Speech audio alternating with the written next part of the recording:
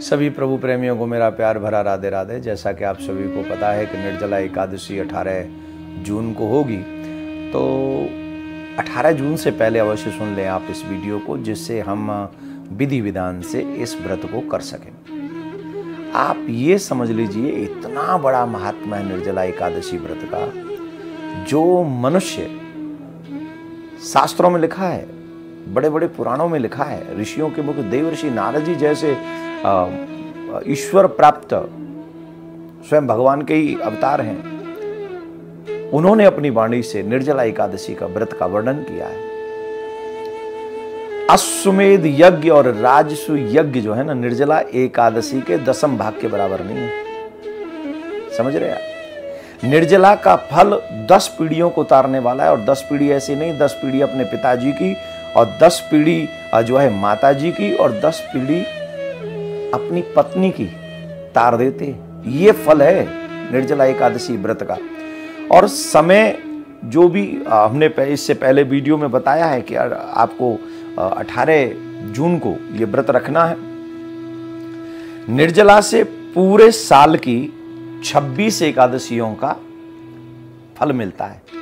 26 आप सोच रहे होंगे 24 होती हैं, पर जिस साल में अधिक मास आ जाता है उसमें 26 एकादशी होती हैं। तो जो व्यक्ति पूरे दिन व्रत न रखता हो, पूरे मतलब वो 12-26 एकादशी न रखता हो, मात्र एक निर्जला एकादशी व्रत कर ले, तो उसे 26 एकादशियों का फल प्राप्त हो जाता है, इसमें कोई संशय नहीं। और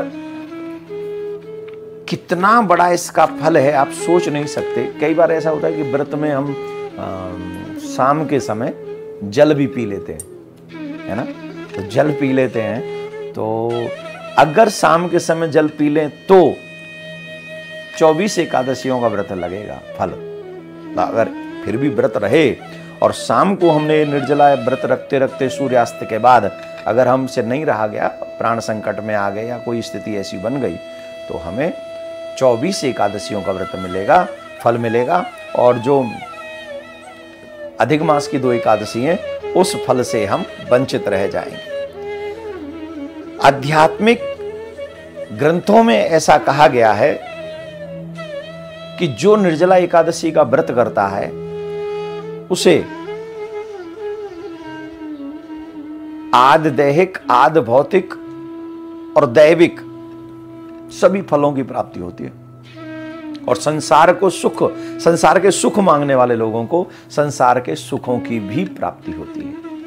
एक और बात, इस दिन जब 19 तारीख को हम पारायण करें, पारायण के बाद स्नान करें, स्नान के बाद भगवान की पूजा करके हमें वैसे तो अब निर्जला एकादशी इसलिए हम नहीं कह रहे हैं, दूसरे दिन अवश्य एक माटी का कलश जल से भरकर उसमें कुछ फल रखकर किसी विद्वान ब्राह्मण को या संत को अवश्य दान करना चाहिए, और इससे बहुत बड़ा फल मिलेगा। तो ये बात हम निर्जला एकादशी के वीडियो में बोलने वाले थे, पर व्यस्तता के कारण उतना समय नहीं था और नहीं बोल पाए, इसलिए 18 तारीख से पहले ये वीडियो आप अवश्य सुन लें।